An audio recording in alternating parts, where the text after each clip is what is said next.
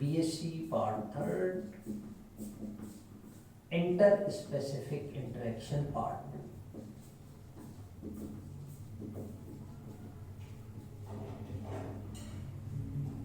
तो positive interactions जो positive interspecific interactions,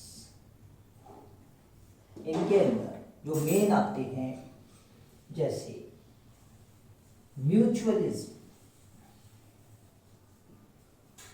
इसे पहले सिम्बायोसिस भी कहते थे, अब म्यूचुअलिज्म कहा जाता है। दो स्पीसीज जो आपस में इंटरेक्ट कर रही हैं उनमें क्लोज फिजियोलॉजिकल एसोसिएशन हो जाता है, एक दूसरे से अलग होके ये सर्वाइव नहीं कर सकती। क्लोज फिजियोलॉजिकल एसोसिएशन के कारण जब तक ये एक साथ हैं दोनों एक दूसरे को बेनिफिट मिलता है इससे। इनके मेन एग्जांपल हैं लाइकेंस। लाइकेंस एल्गी और फंजाई की एसोसिएशन है। फंजाई एल्गी की को प्रोटेक्शन देती है, एल्गी को रॉ मटेरियल से अवेलेबल करवाती है और एल्गी फोटोसिंथेसिस करके फंजाई को ऑर्गेनिक प्रोडक्ट सप्लाई करता है। दोनों एक दूसरे से सेपरेट होकर सर्वाइव नहीं कर सकती है क्योंकि इनकी फिजियोलॉजिकल एसोसिएशन ब्रेक होते हैं, इनका सर्वाइव होना मुश्किल है। दूसरा बेस्ट एग्जांपल है पॉलिनेशन। पॉलिनेशन के अंदर मधुमक्खियां फ्लावर्स से परागकण मकरंद इकट्ठा करती हैं, ये उनके भोजन के काम आता है, लेकिन साथ ही वो पोलन ग्रेन्स भी कलेक्ट कर लेती हैं और जब वो दूसरे फ्लावर पे जाती है तो पॉलिनेशन कर देती हैं, जिसके कारण बायोडाइवर्सिटी मेंटेन रहती है और फ्लावर्स में रिप्रोडक्शन होता है।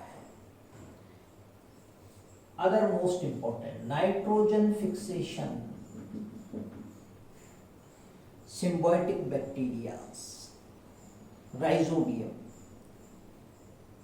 लेग्यूमिनस प्लांट के रूट में रूट को इन्फेक्ट करके नोड्यूल्स बनाते हैं जहाँ नाइट्रोजन फिक्सेशन करते हैं, प्लांट्स को नाइट्रोजन की सप्लाई करते हैं, जिसके कारण लेग्यूमिनस प्लांट में प्रोटीन कंटेंट बढ़ता है। Most important association. इसके अलावा अगर हम देखते हैं माइकोराइजा एसोसिएशन होता है फंजाई का हायर प्लांट की रूट्स के साथ, ये भी एक इम्पॉर्टेंट एसोसिएशन है। फंगल हाइफे सप्लाई करते हैं water and nutrients to the plant roots. तो ये कुछ बेसिक इंपॉर्टेंट म्यूचुअलिज्म है।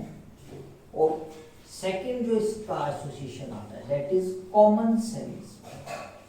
कॉमन सेलिज्म वो दो स्पीसीज के बीच होने वाला इंटरस्पेसिफिक इंटरेक्शन है जिसमें एक स्पीसीज को बेनिफिट मिलता है और एक स्पीसीज को ना बेनिफिट होता है ना लॉस होता है।